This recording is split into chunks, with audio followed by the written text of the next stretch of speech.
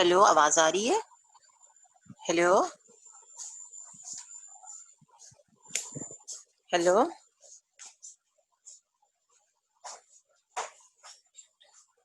अस्सलाम वालेकुम class 10। Today we are going to start our lecture of chapter number 4.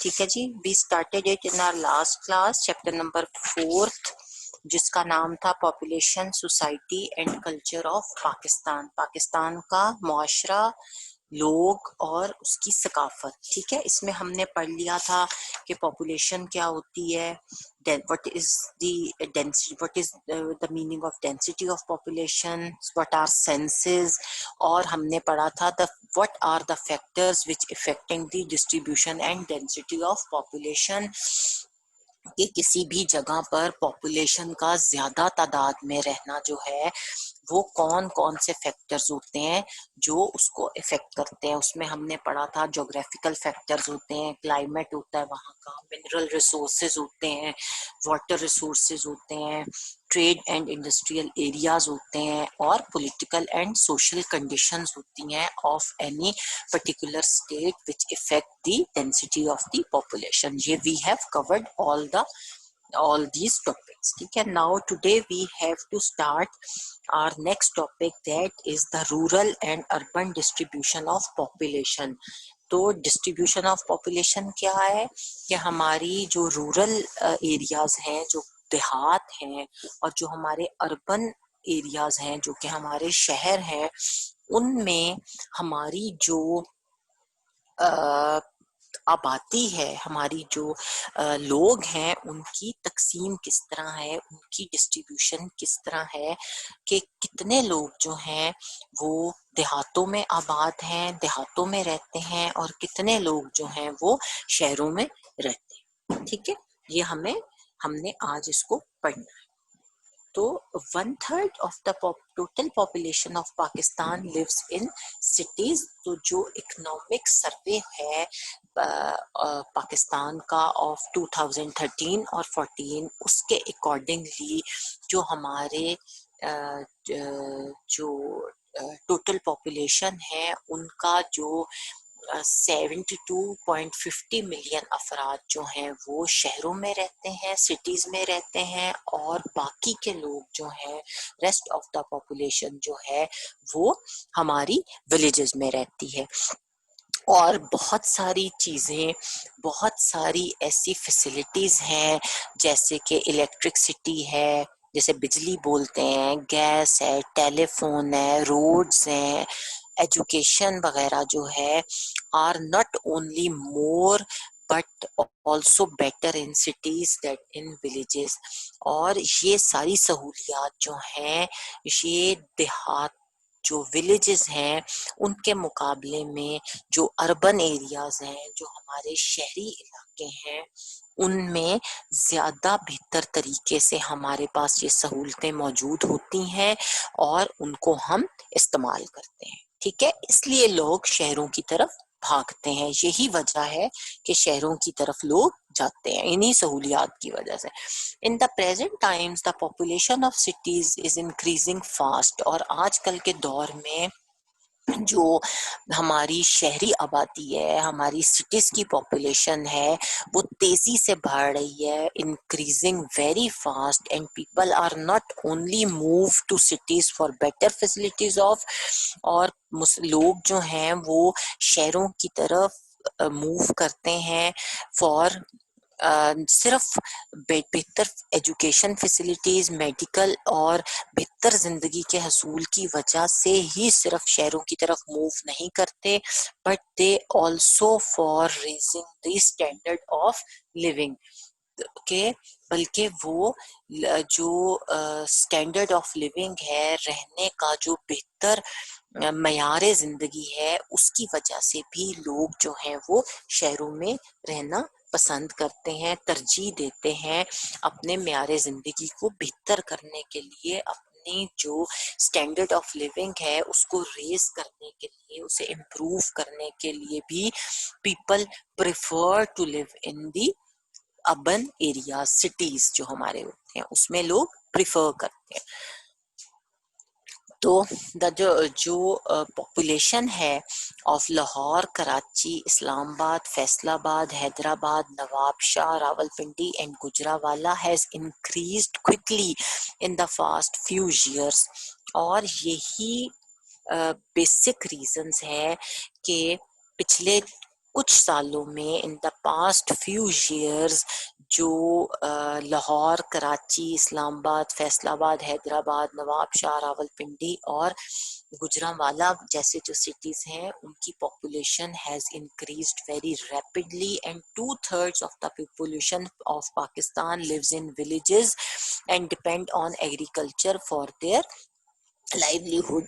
और जो पाकिस्तान की कुल आबादी जो है उसका 2/3 जो है वो विलेजेस में आबाद है। और विलेजेस में जो आपकी एम्प्लॉयमेंट है, आपकी जो इनकम है, वो ज्यादातर डिपेंडेंट है अपॉन एग्रीकल्चर। और there is a scarcity of modern facilities of life like water, electricity, schools, colleges. और गांव में बहुत सारी चीजों की कमी है, मॉडर्न फैसिलिटीज की कमी है, जैसे कि वहाँ पानी, बिजली, स्कूल्स और कॉलेजेस, हॉस्पिटल्स और ट्रेड सेंटर जो है वो विलेजेस में they are not provided. As there is less availability of social activities and means of earning livelihood in villages, people are moving towards cities। और यही रीजन है, इन्हीं लैक ऑफ फैसिलिटीज की वजह से, इन्हीं लेस अवेलेबिलिटी ऑफ फैसिलिटीज की वजह से पीपल जो हैं they have a trend to move from villages to cities. ठीक है, इसीलिए गांव से शहरों में रुख करते हैं। Due to this trend of migration, the load of overpopulation is increasing continuously to an alarming level in cities। और यही जो ट्रेंड है एक गांव से शहर की तरफ मूव करने का, यही जो ट्रेंड है गांव से शहर की तरफ जाने का, माइग्रेशन का, लोगों के मूव करने का, वही जो है वो लोड क्रिएट कर रहा है, जो शहर है उसको ओवर पॉपुलेट कर रहा है। और जो ओवर पॉपुलेशन है इन सिटीज वो इंक्रीज हो रही है, वो बढ़ रही है तेजी के साथ, एक अलार्मिंग लेवल की तरफ, एक अलार्मिंग जो लेवल है उसकी तरफ सिटीज की जो पॉपुलेशन है वो बढ़ती जा रही है। एक जो हद है उससे ज्यादा शहरों की आबादी जो है वो बढ़ती जा रही है, इन्हीं फैसिलिटीज की अवेलेबिलिटी की वजह से।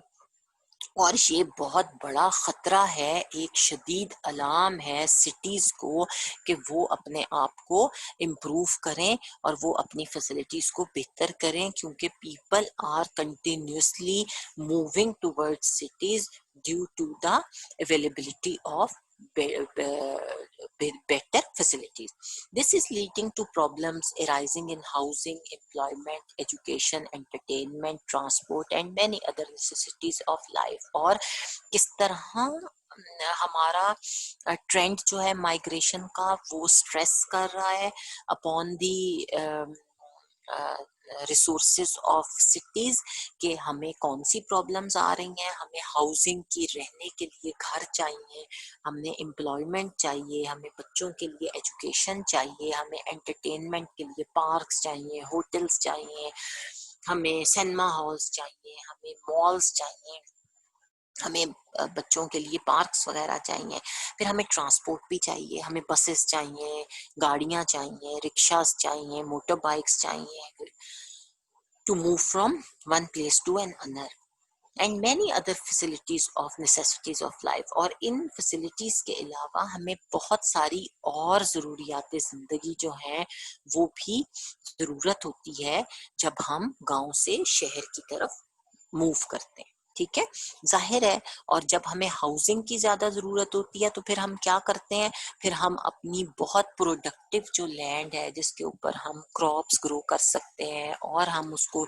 फूड के लिए यूटिलाइज कर सकते हैं, उसकी बजाय हम क्या करते हैं, हम अपनी उन जमीनों को साफ करते हैं और उसके ऊपर हाउसिंग सोसाइटीज जो है वो बनाते हैं। ठीक है, लोगों को घर प्रोवाइड करते हैं। Clear? According to the census of 1998 और 1998 का जो मर्दमशुमारी हुई थी, उसके मुताबिक जो पाकिस्तान की जो कंपोजिशन एंड जोग्राफिकल डिस्ट्रीब्यूशन थी अर्बन और रूरल पॉपुलेशन की, वो क्या थी? शहरी और दही जिंदगी के जो लाइफ है उसकी जो डिस्ट्रीब्यूशन है, इसकी जो तकसीम है वो किस तरह हुई थी, वो किस तरह है, वो कितना एरिया जो है, कितने लोग जो हैं वो शहरों में हैं, कितने लोग जो हैं वो देहात में हैं। तो ये एक टेबल उन्होंने दिया हुआ है जिसमें एडमिनिस्ट्रेटिव यूनिट्स हैं और उसके बाद उनकी पॉपुलेशन बताई हुई है कि शहरों में कितनी है और गांव में कितनी है। तो टोटल पॉपुलेशन की जो पाकिस्तान की है वो जो पॉपुलेशन है वो 132352 है हजारों में, और शहर देहात में 89,316 लोग हैं, शहरों में 43,036 लोग हैं और टोटल 100% पॉपुलेशन है। उसी तरह पंजाब में 73,621 टोटल पॉपुलेशन है, देहात में 50,602 लोग हैं और शहरों में 23,019 लोग हैं, और टोटल आबादी का 55.6% जो है वो पंजाब में है। उसके बाद सॉरी मैंने गलत बोल दिया, टोटल पॉपुलेशन जो है उसका 55.6% जो है वो पंजाब में है, और सिंध की टोटल पॉपुलेशन 30,440 है, गांव में 15,600% है, शहर में 14,840% है, और टोटल एवरेज जो है वो 23% है। फिर केपी के जो है उसमें 17,744 टोटल नंबर ऑफ पॉपुलेशन है, गांव में 14,750 देहात हैं, और शहरी आबादी में 29,094% लोग हैं, और कुल पॉपुलेशन जो है वो 13.4 है। फिर बलूचिस्तान की पॉपुलेशन 65,066,000 है, गांव की जो दही रूरल पॉपुलेशन है वो 49,097 है, अर्बन पॉपुलेशन 15,069 है और टोटल 5% है। इस्लामाबाद की 809,000 है, 276% गांव के रूरल पॉपुलेशन है, 529 अर्बन पॉपुलेशन है, और 0.6% जो है वो टोटल पॉपुलेशन है। और फाटा जो है वो फेडरली एडमिनिस्ट्रेड ट्राइबल एरियाज जो हैं वो 31,076 टोटल है नंबर, 30,91 जो है वो रूरल हैं, और 850 जो है वो उन जो सिटीज में रेजिडेंट हैं, और टोटल पॉपुलेशन 2.4%। ठीक है, ये हमने चार्ट कवर कर लिया। अब हमने देखना है जेंडर वाइज डिस्ट्रीब्यूशन जो है हमारी जेंडर होती है सिन्फ, कि आप औरत हैं या आदमी है, तो आपकी जो सिंफी लिहाज है, जो जेंडर वाइज डिस्ट्रीब्यूशन है पॉपुलेशन की, वो किस तरह है। हमारी जेंडर बेस्ड पॉपुलेशन जो है वो किस तरह है, हमारी जेंडर जो है वो कितने परसेंट औरतें और कितने परसेंट आदमी जो है वो हमारे वो शहरों में रहते हैं और कितने परसेंट देहात में रहते हैं। ठीक है, gender wise distribution of population means division of population on the basis of being male और फीमेल। ठीक है, औरत और मर्द कितने हैं और किस तरह वो डिवाइडेड हैं, उस डिस्ट्रीब्यूशन को हम कहते हैं जेंडर वाइज डिस्ट्रीब्यूशन।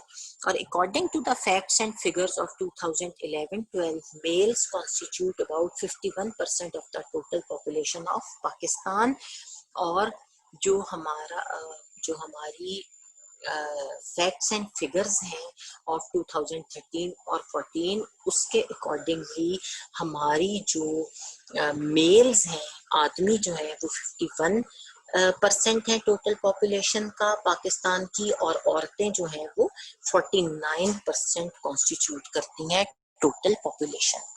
तो औरतों की तादाद जो है वो 49% है और आदमियों की तादाद जो है वो 51%। ठीक है।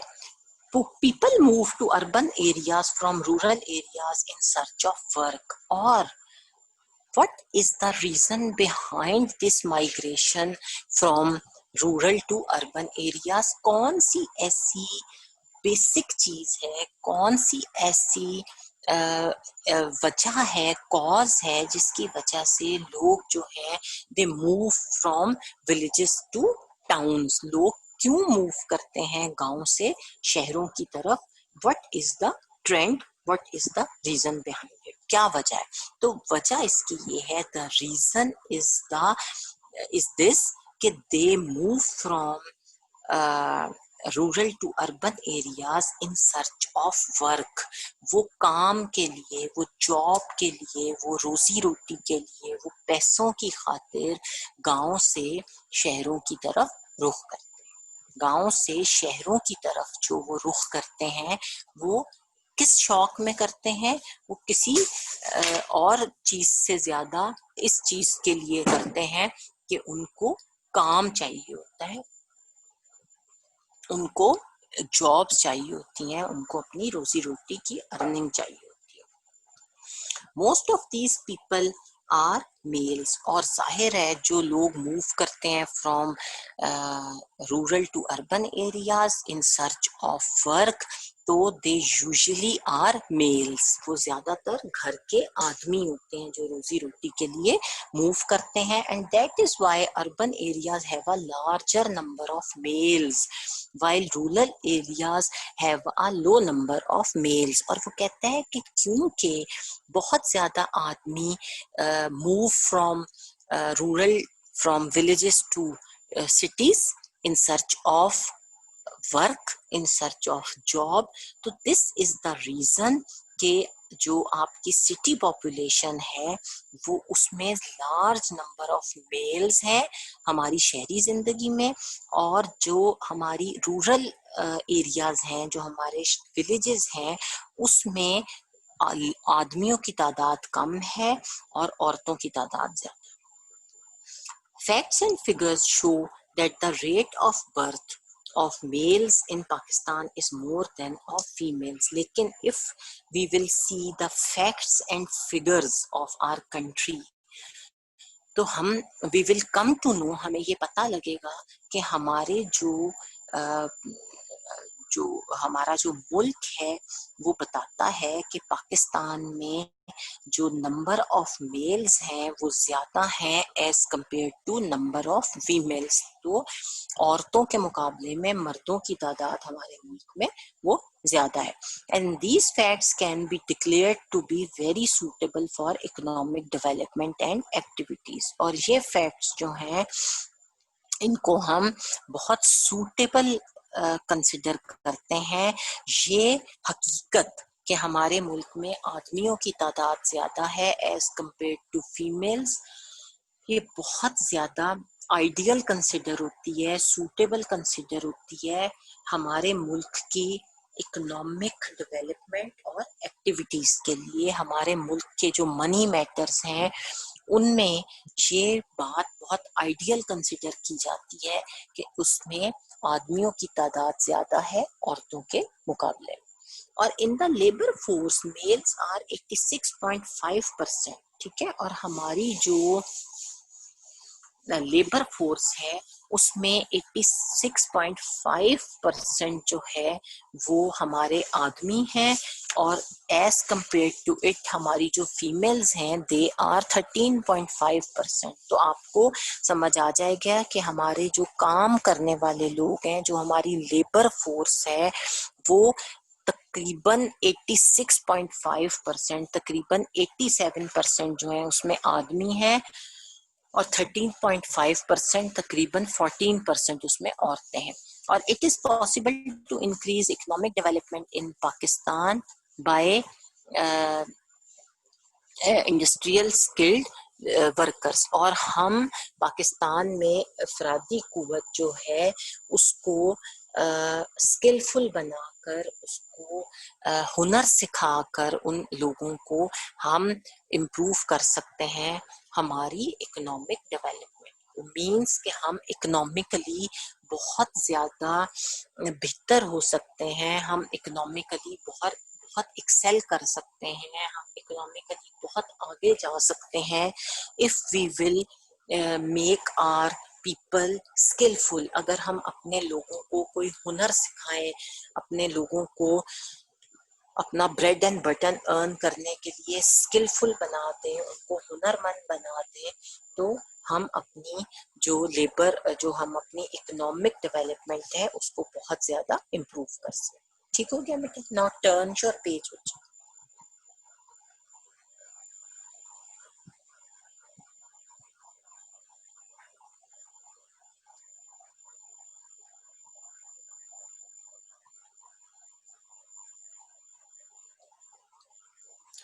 ठीक हो गया बेटा? अब है literacy rate in Pakistan. Pakistan में जो हमारी लिटरेसी है, लिटरेसी क्या होती है? शरह ख्वानदगी। शरह ख्वानदगी क्या होती है? पढ़े लिखे लोगों की तादाद।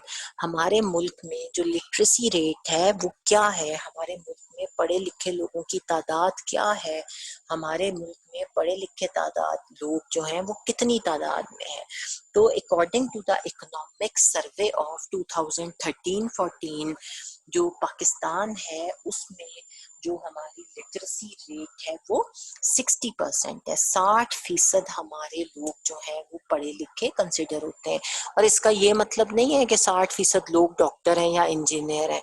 बेसिक उन्हें तालीम आती है, अपना नाम लिख लेना, थोड़ा बहुत पढ़ लेना, थोड़ा बहुत लिख लेना। तो बेसिक जो लिटरेसी रेट है हमारे मुल्क का वो 16% है। और जो हमारी पाकिस्तान में 60% है। और जो हमारे मेल्स हैं उनमें जो हमारा शहरी आबादी में ये शरह जो है वो, जो हमारी शहर के रहने वाले लोग हैं उनमें ये एवरेज जो है वो 76% है। और जो हमारे विलेज के लोग हैं उनमें ये 51% है। तो हमारे गांव के लोग जो हैं वो 51% है जो पढ़े लिखे हैं, और शहर के लोग जो हैं वो 76%। और पाकिस्तान की जो एजुकेशनल पॉलिसी है ऑफ 2009, पाकिस्तान की 2009 की जो एजुकेशनल पॉलिसी है उसके अकॉर्डिंगली अगर हम देखें तो गवर्नमेंट ऑफ पाकिस्तान जो है उसने ये वो डिटरमिंड है, पाकिस्तान जो डिटर्मिनेशन है to raise the literacy rate वो है कि पाकिस्तान ने 86% तक जो है ये लिटरेसी रेट को रेज करना है।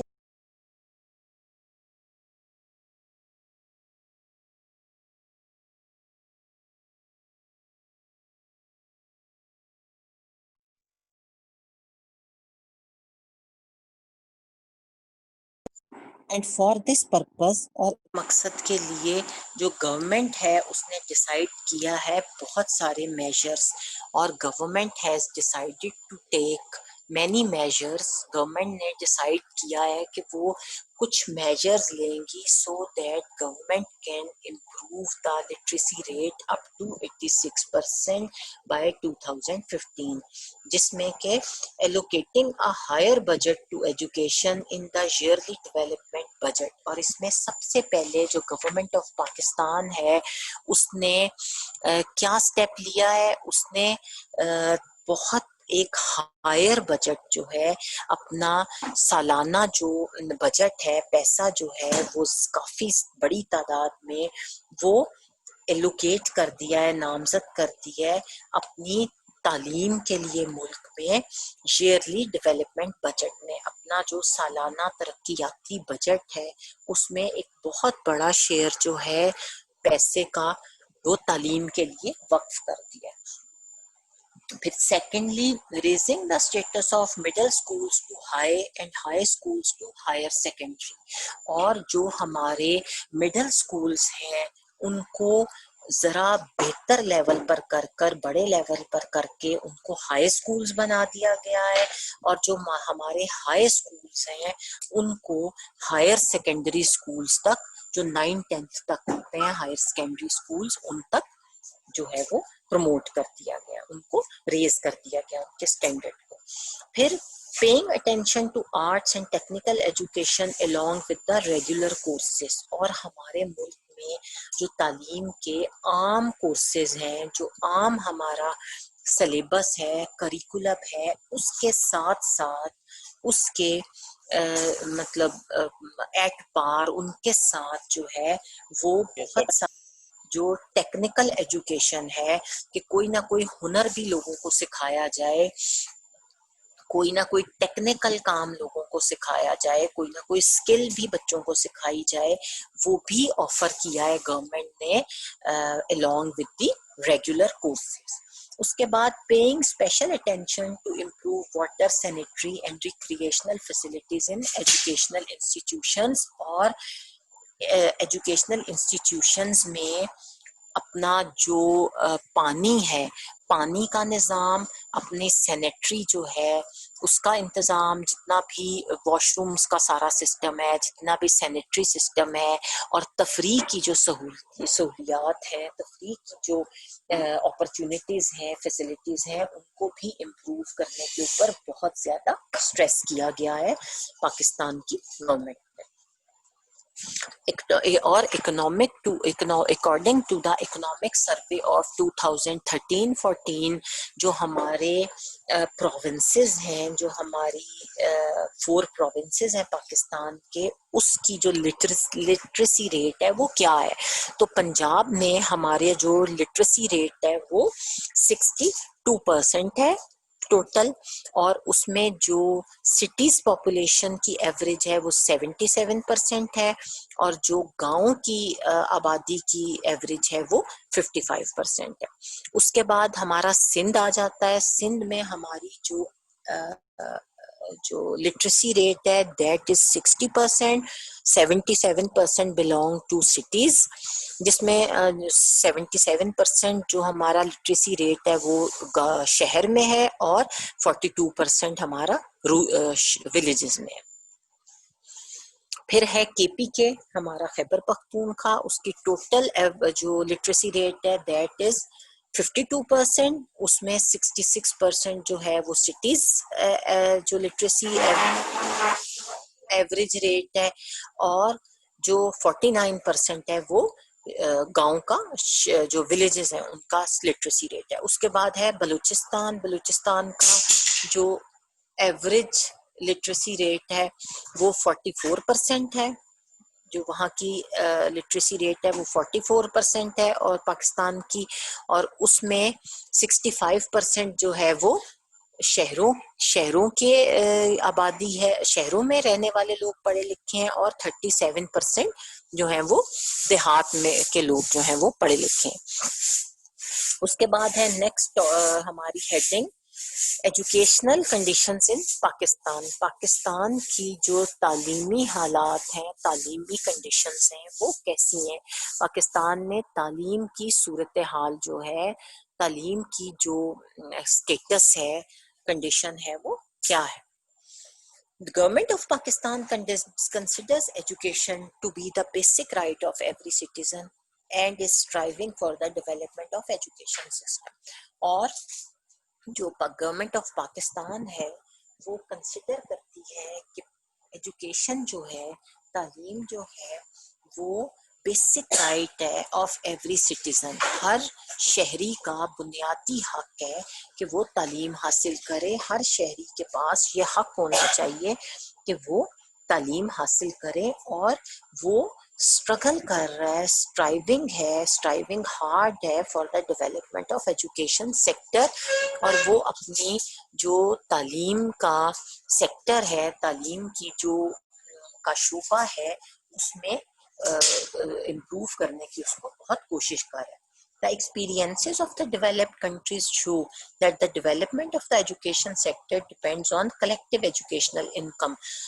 और अगर हम मौशी और माशरती हवाले से देखें तो हमें पता लगेगा कि जो तरक्की याफ्ता ममालिक हैं वो उसमें ये बात एविडेंट है उनकी एक्सपीरियंसेस से कि जो हमारी कलेक्टिव नेशनल इनकम है वो हमारे जो एजुकेशनल इनकम है उसको रेज करने के लिए बहुत ज्यादा रोल प्ले करती है. To progress economically and socially it is important to invest in the educational sector, or if we want to progress economically as well as socially, अगर हम समाजी तौर पर और माशी तौर पर दोनों लिहाज से अगर हम तरक्की करना चाहते हैं, हम आगे बढ़ना चाहते हैं, हम आगे निकलना चाहते हैं, डेवलप करना चाहते हैं, तो हमें अपना जो educational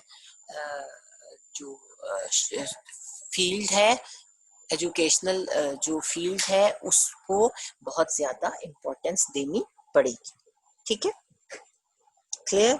education and economic and social development are mutually interdependent because education जो है वो डिपेंडेंट है, लिंक्ड है, इंटरडिपेंडेंट है between economic and social development. अगर हम मुल्क में माशी तौर पर मनी मैटर्स में इम्प्रूव करना चाहते हैं तो हम समाजी तौर पर सोशली भी एक अच्छी कौम बनना चाहते हैं, मुहज्जिब कौम बनना चाहते हैं, तो हमें एजुकेशन जो है उसके बगैर हम ना तो इकोनॉमिकली इम्प्रूव कर सकते हैं और ना ही हम जो है वो सोशली इम्प्रूव कर सकते हैं. तो हमें सोशली और इकोनॉमिकली इम्प्रूव करने के लिए किस चीज का सहारा लेना पड़ेगा? We have to get education.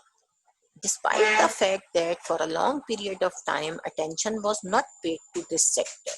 ठीक है, और अगर हम इस बात को जरा सा सेटिसाइड कर दें कि हमने बहुत लंबे अरसे तक अपनी जो डेवलपमेंट है, एजुकेशन सेक्टर के ऊपर अटेंशन पे नहीं की, but now better planning is done for the promotion of education. लेकिन अब जो गवर्नमेंट है स्पेशली वो बहुत ज्यादा इम्पोर्टेंट रोल प्ले कर रही है इन दी enhancement of our educational plans or to develop our education sector.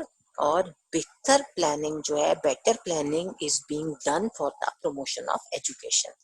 और according to the census of 1951, जो हमारा 1951 का मर्दमशुमारी थी, सेंसस थे, उसके अकॉर्डिंगली जो पाकिस्तान का लिटरेसी रेट है, जो पाकिस्तान की शरह ख्वानदगी है, वो 16% थी. तो पाकिस्तान की जो लिटरेसी रेट था इन 1951 census it was 16%. In 91 it was 45%. 16% था 1951 में और 45% था 1998 में. And according to the economic survey of 2013 and 14, उसके मुताबिक जो हमारा लिटरेसी रेट था वो 60%. ठीक हो गया. This increase is still small. ये बेशक बहुत ज्यादा इंक्रीज है as compare to 1951 and 1998, but still it is very small if we will compare it with the other developing countries. अगर हम उसको बाकी तरक्की याफ्ता ममालिक के साथ कंपेयर करें, उसका मुकाबला करें, तो ये अभी भी बहुत कम है हमारा 60% लिटरेसी रेट. क्योंकि मुल्क में ऐसे ममालिक भी हैं दुनिया में जिनका 100% तक तालीमी जो है वो लिटरेसी रेट है. For the growth in the economic development, It is necessary that the literacy rate should be high. और अगर हम if we want to grow, अगर हम ग्रो करना चाहते हैं, अगर हमारी ग्रोथ जो है इकोनॉमिक डेवलपमेंट में वो हमें देखनी है, for the growth in economic development, हमें इकोनॉमिक डेवलपमेंट में अपनी ग्रोथ देखनी है, तो इट इज नेसेसरी, ये बहुत ज्यादा जरूरी है that our literacy rate should be high, कि हमारा जो लिटरेसी रेट है, हमारे जो पढ़े लिखे लोगों की तादाद है मुल्क में, वो बहुत ज्यादा हो, तभी हम इकोनॉमिकली ग्रो कर सकेंगे और हम इकोनॉमिकली एक स्ट्रॉन्ग मुल्क जो है वो कहला सकेंगे। तो किस सूरत में हमारी ग्रोथ होगी मुल्क की, हमारी इकोनॉमिक ग्रोथ किस सूरत में पॉसिबल है, हमारी सिर्फ और सिर्फ इकोनॉमिक ग्रोथ जो है वो डिपेंडेंट है upon the better literacy rate. अगर हम अपना लिटरेसी रेट बेहतर कर दें, हुकूमत जो है वो बाकी तमाम सेक्टर्स से ज्यादा पैसा जो है, सेक्टर्स से ज्यादा इम्पोर्टेंस जो है वो अपने एजुकेशन को दे, तो उसी सूरत में हमारा मुल्क जो है वो इकोनॉमिकली ग्रो कर सकता है। अदरवाइज ये बहुत डिफिकल्ट बात है कि हम इकोनॉमिकली ग्रो कर पाए। Clear? Now our next topic जो कि हमारे नेक्स्ट पेज पर है,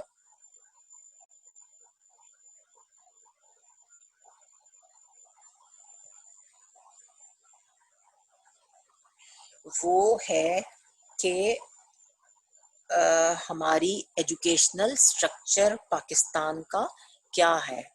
तो हमारा पाकिस्तान का जो एग्रीकल्चरल स्ट्रक्चर है वो क्या है। मैं आप पेज टर्न कर रही हूँ।